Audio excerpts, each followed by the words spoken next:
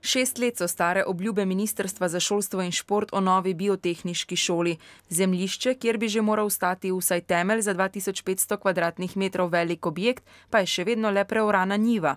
Gradbenega dovoljenja ni, ker dokumentacija zanj ni popolna. Menim, da je pač tako kot običajno pri papirologiji, vedno gre običajno bolj počasi, kot bi si to sami želeli, ne. Postopke vodita in hkrati zavlačujeta občina Maribor in ministrstvo. Nobenemu se očitno ne mudi in nihče od tam očitno že dolgo ni obiskal te šole, v kateri vsa tla pod nogami močno škripajo. In to je še najmanj moteče v dobesedno razpadajočem šolskem poslopju z več kot 400 dijaki. Trenutno se pa nahajamo torej v objektu, kjer je šola že od leta 1950. Objekt je res iz tistega časa, povojnega časa. Sam učni vzgojni proces zaradi tega ni okrnjen zaradi samega objekta oziroma prostora.